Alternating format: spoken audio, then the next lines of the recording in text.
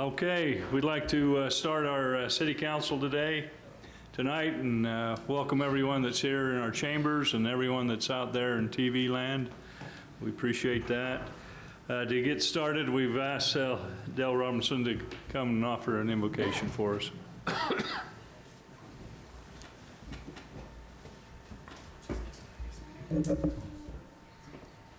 Our most kind and gracious Father in heaven, we bow our heads before Thee this evening in capacity of this city council meeting. We are grateful, Father, for this wonderful city that we live in, and the freedoms we enjoy in this country. We ask Thy Spirit and blessing to be with us this evening, especially pray for our city council members. We're grateful, Father, for their willingness to serve in this capacity and to serve our city. And we ask that Thou would bless them, that they might be guided and directed in those decisions that they need to make, that they might be for the benefit of the many wonderful citizens that live here as we continue to make this a great place to live. We're grateful for Thy many blessings and do recognize Thy hand in all things. And pray for these things now at this time in the name of Jesus Christ. Amen. Amen. Thank you, Dale. I've asked Councilman Scobes to lead us in the pledge. The audience, please rise. Repeat the pledge with me. I pledge allegiance to the flag of the United States of America and to the republic for which it stands, one nation, under God, indivisible, with liberty and justice for all. Thank you. Thank you. Okay, I'm going to turn some time over to Dale. Yeah, you're just go today. The whole show tonight. Huh? Yeah, I get to start it off anyway, huh? you betcha. Yeah, I want to take just a minute and introduce a new employee to you. We've spent a significant amount of time over the last few months trying to find somebody to fill Steve Money's size 11s. And I'm pleased and excited to introduce to you today our new Fairgrounds and Rodeo Division Manager, who will be the understudy with Steve Money. And I'll tell you a few things about him, but let me go ahead and do that, and then I'll let him come and say a couple things to you. Nick Hanks is raised in Salem. He's a Spanish Fork High School graduate. He and his wife Jill and their 3 boys currently live in Benjamin. And he has a bachelor's degree in technical sales and business communication. And he has extensive experience in sales and also in management.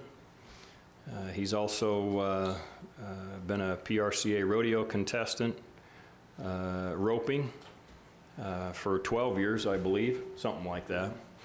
Also has been involved, he and his family and his wife's family, for years in showing horses. And so he's extensively involved in horse shows and always has been and still is to this day, and is well connected in that arena. He's an excellent handyman. He's tremendous with people. I think as you get to know Nick, you're going to love and appreciate him. He has a great vision for our fairgrounds. One of the questions that I asked of our contestants was to share with us their vision of the fairgrounds and what they would do and how they would move this to another level. And Nick has put together a whole plan that's pretty impressive to reduce our deficit, and it was amazing. And so we'll look forward to seeing some of those things come to fruition. But appreciate this experience, and I haven't known Nick before, but I've done extensive research on him the last few days, and I have heard nothing but good things from people who know him and who have been acquainted with him, and appreciate what that represents. And I know that at his last position, he was asked to be a steward over the union, which tells me a lot about his fellow employees and their respect and trust that they have in him and his abilities to look out for them. So there's a lot of other things I could say, but I appreciate Nick and Jill and their boys being with us today, and so I'd like to introduce you to Nick Hanks. If you'd come up, Nick, and say a couple things and introduce your family to us. Yeah. He's got some well-mannered boys, I know. They were yes, sir, when they were talking to me, and so they've been raised upright. So anyway, come on up. Thanks, Dale. I feel like I need to tell you some of my faults. That all sounded too good. I have my wife and my 3 boys here tonight. Jill, she's holding Trey, Landon, and Luke. And I guess I would just tell you I'm very grateful to be here. I feel really blessed to be chose for this position. I'm excited. I look forward to continuing the great tradition with rodeo and the fairgrounds that Spanish Fork has, the work that Steve Money's done. I'm excited to meet a lot of you that I don't know and look forward to working closely with you. Thank you. Great. Thanks, Nick. Welcome. Thank you. That's good. We always like good people. And as Del said, that Steve will be here for a while. So he'll be under his tutelage for a while here, so we'll keep on going there. All right, let's move on down to public comments. Anyone out in the public would like to come up and address the mayor and the council, you're sure welcome to come up and do so. Well, don't all jump up at once. That's good. All right, seeing none, we'll go to council comments, and let's start with Councilman Argyle. Thanks, Mayor. I don't have anything this night. Seems like it was just yesterday we met, so. There you go. No, it's okay. Councilman Mendenhall. Yes, real quick, Mayor, update on where we're at, the Active and Healthy Initiative in town. Mayor and I got to spend some time up at Sierra Bonita Elementary School today. The second elementary school we've been at, and piggybacked on a green ribbon week that they have going on of riding your bike or walking to school and being safe while you do it. And there was some organization called SNAP that was ahead of us, and they kind of outdanced the mayor and I. They were pretty active and healthy themselves. It doesn't take much shout dance though. It looked like the Disney Channel on steroids or something. They were pretty good. They were active. So we got the chance to introduce some Maple Mountain High School athletes and invite that school and those kids to continue to be their best active and healthy selves. So thanks to Principal Anderson up there and Coach Boyack from Maple Mountain getting those kids, those athletes to come participate in that. It was a fun time. And then just to report really quick, last week, Tyler's got a couple of pictures, but last week I was invited to go down to Orange County and tour a facility that I took a few pictures of. You wouldn't know what that stuff is, but this is the Orange County Water Recharge District in Costa Mesa. And this conference was put on by, now that's a good one to stop at, Tyler. This conference was put on by the Mayor's Innovation Project out of Wisconsin and the Water Now Alliance out of San Francisco, California. Both some groups that are trying to come up with more sustainable solutions for water. Again, I sound like a broken record, but Spanish Fork, little old Spanish Fork, Utah, in a lot of ways was touted and complimented in this conference by our forward thinking with our water. They were completely surprised that we have an LID program that we participate in, a low impact development program, where we're already doing some forward thinking things to get water back from impervious surfaces into the ground and recharge the ground, and also the fact that we we meter our secondary water. We have a secondary water system, first of all, and that we meter it. And so they were very aware of that and complimented us on that. This picture here shows 3 different bins, if you can see that, of water. What this recharge system is in Costa Mesa is it's right next to the sewer treatment plant of Orange County as well. And the treated effluent there flows to this plant here, and it's to the tune of 100 million gallons per day pass through this recharge facility in Orange County. The one you see on the right there, the pretty dark water, is kind of how they get it, and it comes through, it goes through a filtration system that would make our resident engineer nerd, Chris Thompson, really excited to see that stuff. But it is some really cool science that it passes through straws that are finer than the hair on your head, and goes through that for hours and hours and weeds out some of the particles. And then it goes to the second bin, which is a little bit clearer water.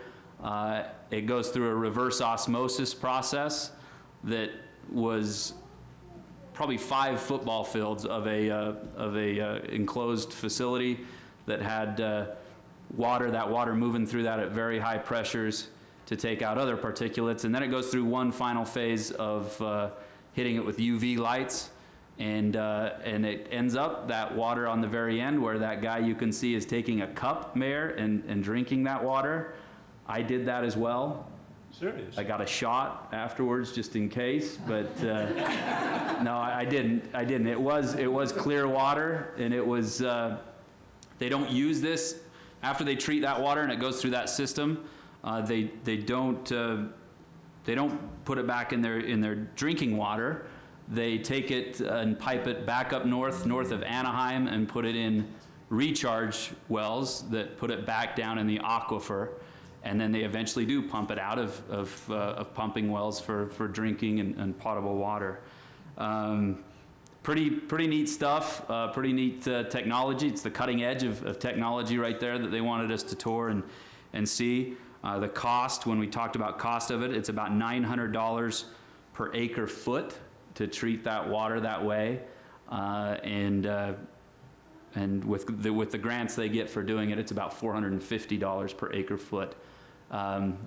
Chris, what's the price per acre foot of water in our city? Depending on where you buy it from, it can be what, $5,000 to $7,000 per acre foot. Yeah, in its peak, we paid $4,500 an acre foot. Yeah. So, you know, these guys are saying this technology is pretty good. The problem they're having now is they only want to make sure they're taking so much, because the sewer systems that they have built, if you don't keep effluent throwing through your sewer systems, you'll have problems of having to flush them out and use a lot more water to flush them out. And so it's pretty neat technology, something that the thing I took away from it, 2 things basically, Mayor, was that number 1, we're doing really good things in Spanish Fork.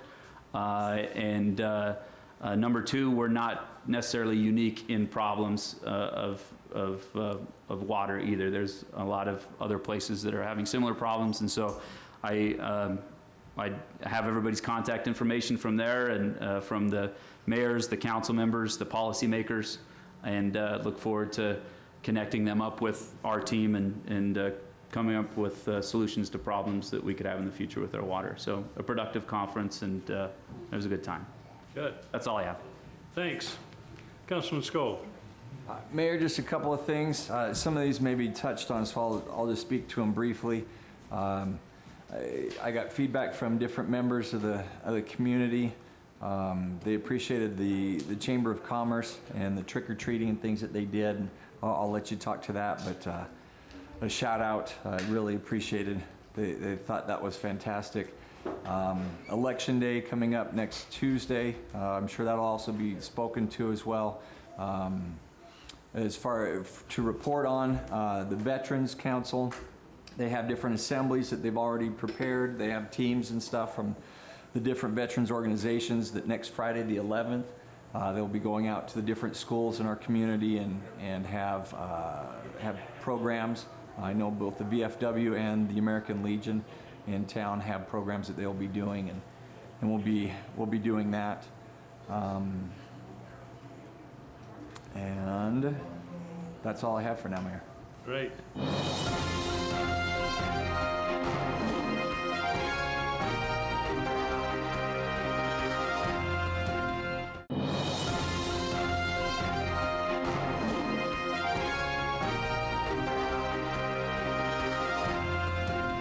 Councilmember Beck.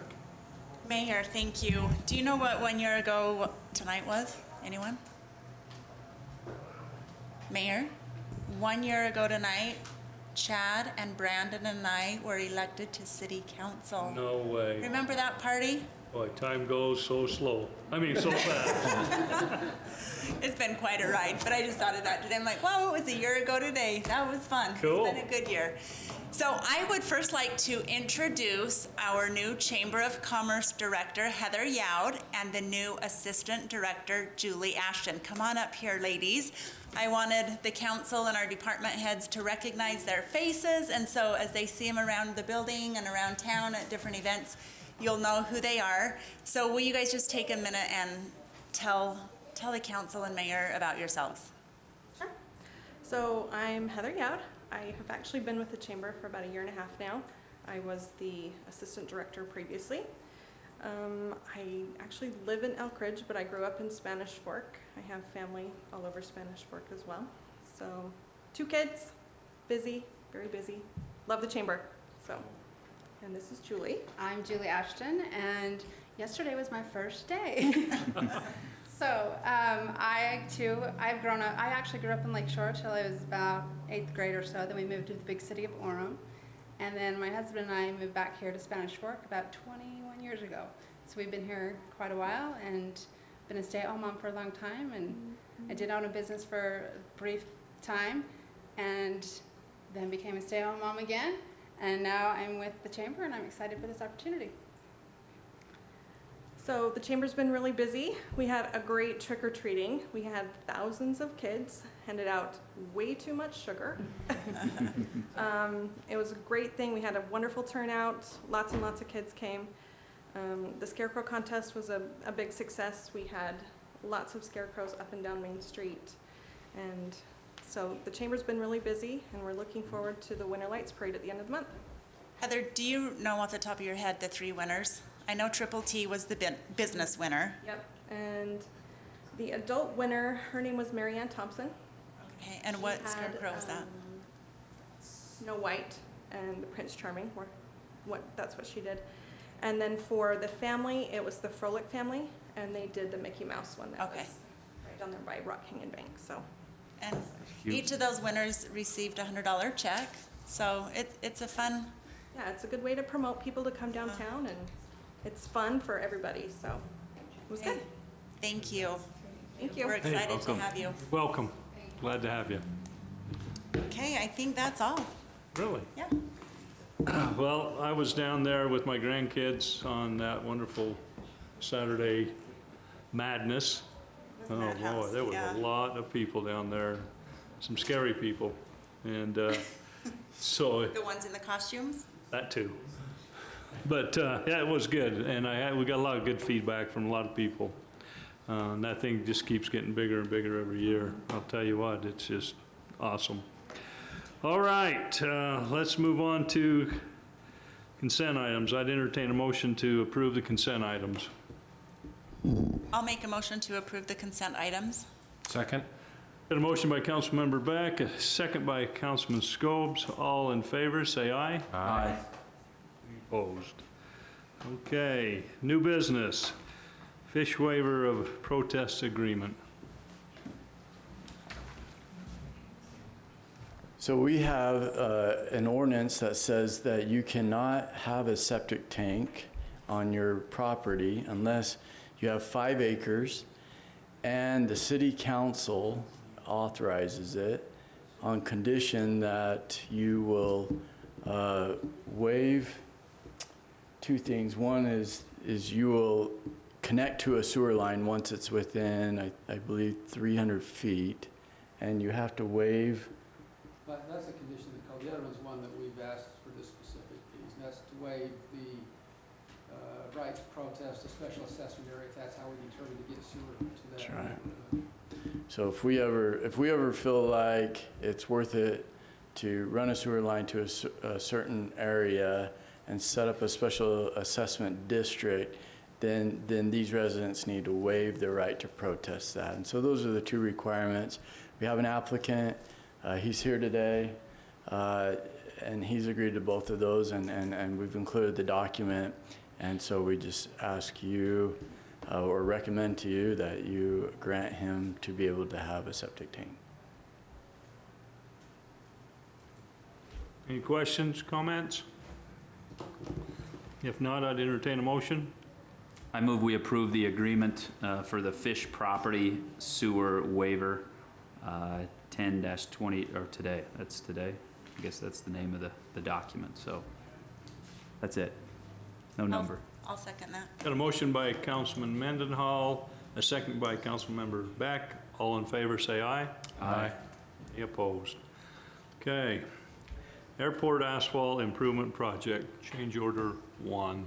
Okay, we are doing a project at the airport right now, fixing some really poor asphalt.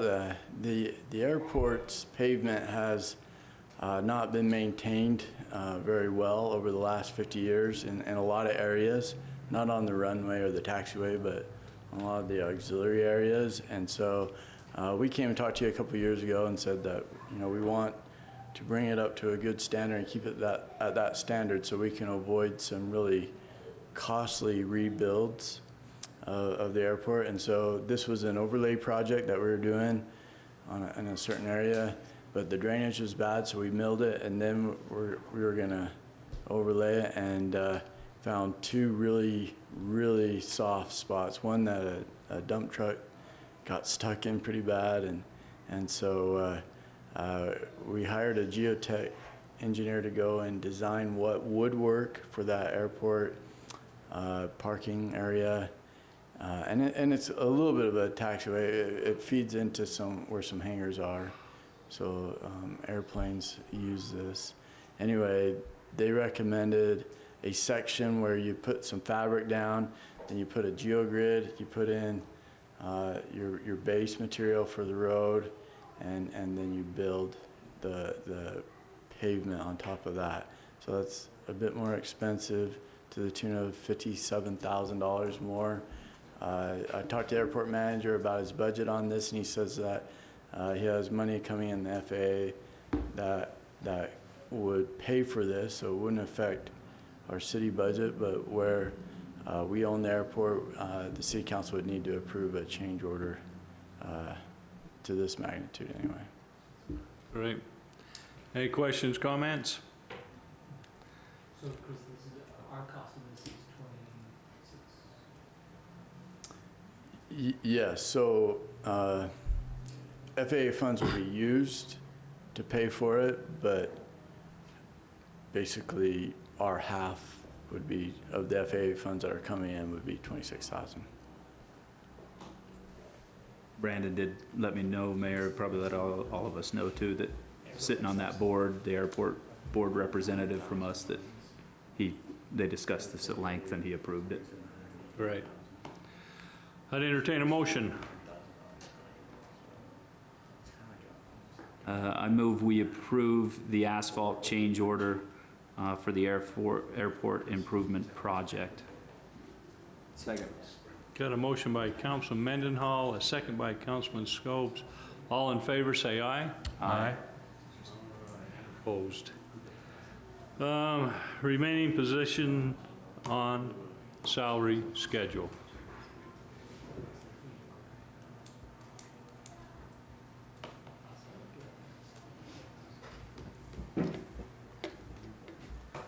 Reader's Digest version. Oh, thank you. I had extra slides at the end just in case, but the thank you I put in the middle because I thought you'd like that. That's what I thought. Reader's Digest version. Oh, man. I make fun of other people for not being able to use this. What's on? What? Oh, Oh. And what did I tell you to put up there? Okay. So there's only a couple of slides here, Mayor. The first one shows the changes in our part-time ranges. When we originally showed you the salary adjustments, we hadn't adjusted any of the part-time or seasonal. Oh, it's creeping up. Oh my goodness. There you go. Well, that's what I told you to put up, wasn't it? Anybody want to know the score? I do. Well, I already know. So it doesn't matter. So the only thing that we adjusted on this was the top half, or the top of the range, so the bottom of the range stayed the same. In the budget, we budgeted 2.75% for our part-time, seasonal, and variable employees increases. Some of these went up about 2%, some of the ranges went up 2%, some went up about a little over 3%, but in total it averaged out to be about that 2.75%. The summary, we analyzed, there were 11 positions when we originally pulled the market data from our comparable cities that were either really, other cities were paying a lot more than we were, or other cities were paying a lot less than we were on average when we took those numbers. So we decided to take several positions, 11 of them to be exact, and analyze them further by looking at their job descriptions, asking other cities if we could read through those, and then comparing them to ours. So after doing quite a bit of analysis, we came up with, versus the previous year, we had 7 of them that stayed in the same grade, 3 of them that we downgraded, and then 1 that we actually ended up moving up into another range versus the previous year. So here are the list. This is a list of the positions we analyzed. Any questions on any of those specifically, or anything that I've talked about? Okay. And Cubs game. Oh my God. You know, Chris needs to take a chapter out of your book there. That is awesome. Thank you, Tyler. Okay. I move we adjourn for closed session, reasonably imminent litigation and land transaction. Oh, you need a motion on this first? Okay. I need a motion on, Good job, but get us there. I'll make can a do that. motion to Somebody else can do that. approve the remaining positions on the salary schedule. Second. so we got a motion by Councilmember Beck, a second by Councilman Argal. All in favor, say aye. Aye. Any opposed? All right, now you can go ahead, Mike. Now I move to closed session for reasonably imminent litigation and land transaction. Second. Got a motion by Councilman Mendenhall, a second by Councilman Scobes. All in favor, say aye. Aye. Any opposed? All right, that was a short one. You guys lucked out. So we will now go to our closed session. Thank you for being here.